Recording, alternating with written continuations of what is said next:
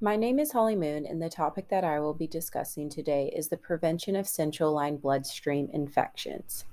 Central line associated bloodstream infections, or CLABSIs as they are referred to, is a serious infection that occurs when bacteria enter the bloodstream through the central line.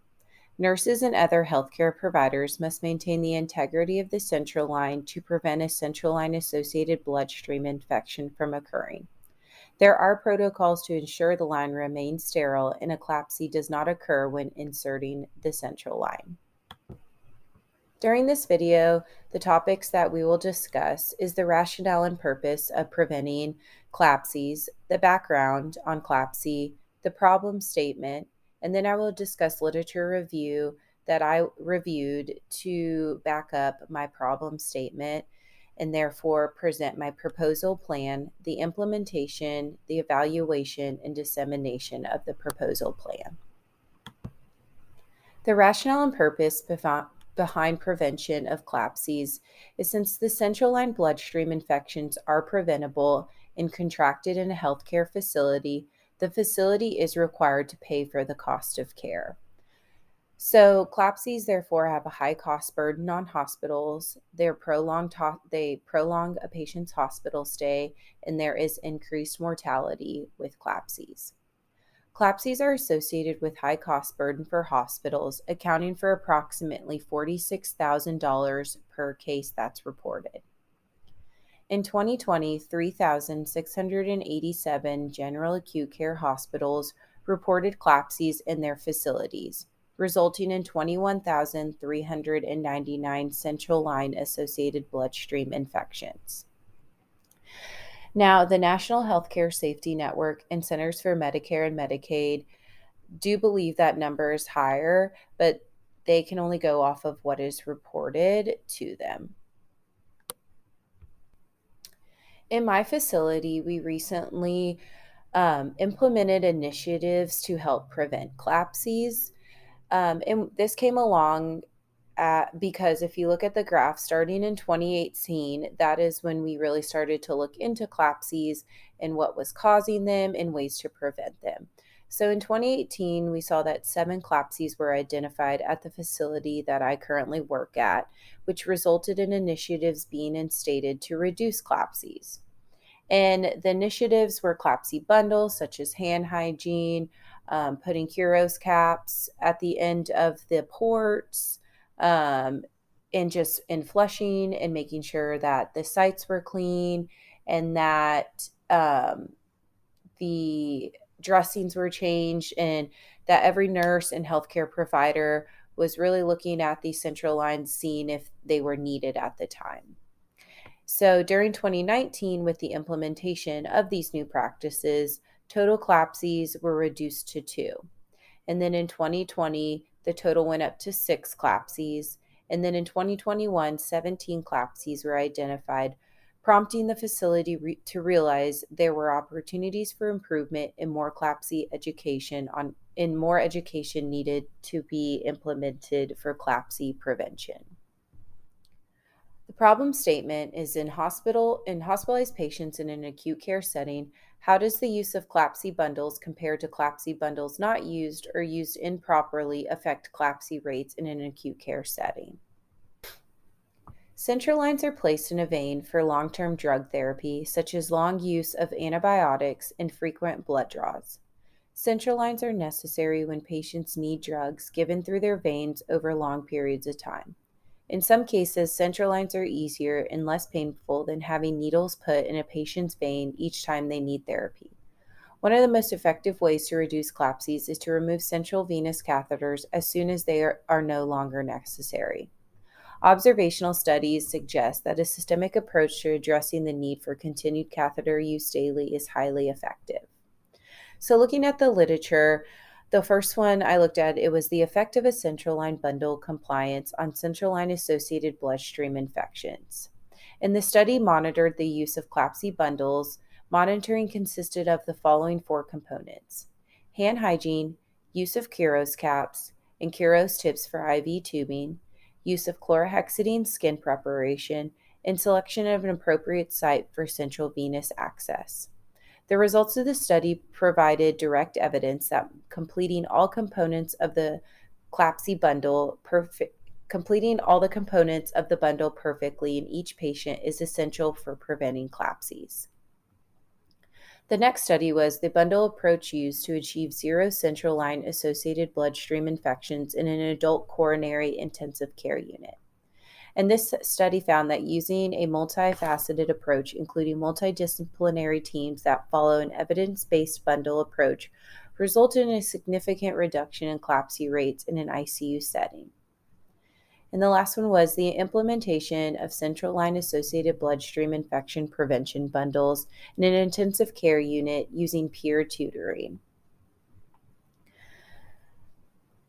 Implementation of CLABSI prevention bundles using peer tutoring in a resource-limited setting was useful and effectively reduced CLABSIs. However, maintaining the reduced CLABSI rate will require further strategies. The next literature reviewed was the central line associated bloodstream infection reduction and bundle compliance in ICUs. Central line associated bloodstream infections reduction and bundle compliance in ICUs. The objective of this study was to look at compliance of CLABSI insertion bundles and determine the relationship between bundle compliance and central line associated bloodstream infection rates. The care bundle is a set of evidence-based interventions that consisted of hand hygiene, maximal barrier precautions, chlorhexidine skin antiseptic, and optimal site selection and daily review of line necessity. The results of the study concluded that compliance with the entire bundle was most effective. The next one was Joint Commission, and they had implemented CVC maintenance bundles, and the Joint Commission has published CVC maintenance bundles. The bundle components are daily reviews of line necessity, hand hygiene, catheter injection ports, proper procedures for catheter site dressing, monitoring and changing, an aseptic technique when assessing lines, and all staff should be trained on proper technique for assessing and caring for central lines. The Joint Commission based this bundle off evidence-based practice. After reviewing the literature, the gaps that I realized in literature is what is affecting CLABSI implementation. And the things that I found that literature could address was competing priorities on units. Some units believe that there are higher priority things than preventing CLABSIs, but it'd be nice for literature to look in and see how much hospitals overall in a 12-month period would save if CLABSIs were focused more on and not just pushed on to the wayside. Another thing is the accurate auditing. How accurate is the auditing in units through governing bodies, and how is this auditing taking place? And then reporting CLABSIs, looking in to see, is the reporting process efficient? And if not, what are better ways that reporting can go about? This proposal aims to promote the reduction of CLABSI cases in an acute care setting. The proposal aims to compare previously researched interventions that can be used to prevent CLABSIs based on national guidelines and applications of interdisciplinary team approaches. The stakeholders in this proposal plan are patients, nurses, and healthcare facilities. The proposal will impact the patient by preventing them from further infections and lengthier hospital stays. The proposal will impact the nurses by providing them with guidelines to follow to improve patient outcomes. And then the proposal will impact the healthcare facilities as it will help decrease the cost burden, as CLABSIs are expensive in hospitals because insurance will not cover CLABSIs due to the patient acquiring it during their hospital stay. The proposal will be presented to my manager and supervisor, and I will explain the evidence-based research that backs up my proposal. The potential impact this proposal can have on nursing and healthcare is it would reduce CLABSIs, it would instill best practices, it will decrease the cost of healthcare, decrease the length of hospital stays, and improve patient outcome. Nurses will be educated on CLABSI prevention bundles. Classes can be provided to discuss these bundles and how they will be implemented, And training modules can be assigned to show the guidelines to prevent CLABSIs and why it's important, and it'll address the evidence-based research that shows that these CLABSI bundles do in fact prevent CLABSIs from occurring. Then there will be a checklist for rounding. The form consists of 11 questions that address line placement and maintenance, the need for central lines, hand hygiene, site of line placement, dressing and tubing changes, use of chlorhexidine for skin preparation, and use of a biopatch. The best way to evaluate the success of CLABSI prevention efforts would be to collect unit CLABSI rates over the past 12 months. The data collected would be used to evaluate how well the implementation of the bundle reduced the number of CLABSIs that occurred. If that CLABSI occurred, investigate why, and if the guidelines were followed or if the guidelines were followed completely.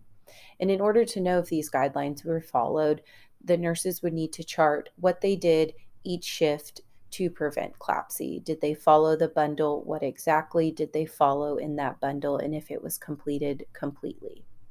There will be a CLABSI expert on the floor who would audit charts of patients who had central lines to see if the appropriate guidelines of care were followed. So once a CLABSI is reported, the expert can go into the charting and see, did each nurse follow the bundle, chart appropriately, and take the steps to prevent CLABSIs. The expert would also visualize patients' central lines to see if they are being properly taken care of. The expert will utilize a checklist when auditing and evaluating central lines in person. This expert will be trained in CLABSI prevention.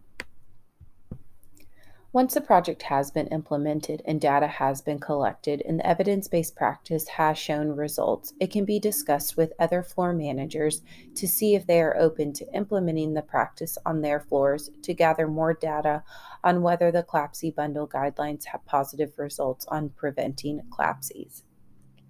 Continuing education on the importance of CLABSI prevention and why the proposal is important to improving patient outcomes, cost of healthcare, and length of stay. These guidelines can even be used to help organizations' performance when being evaluated by Joint Commission. Interviewing the expert on this topic showed me that there is a need for CLABSI bundles, whether the rates of CLABSI are low or high. CLABSIs are preventable, and all steps should be taken to prevent our patients from contracting preventable infections in the hospital.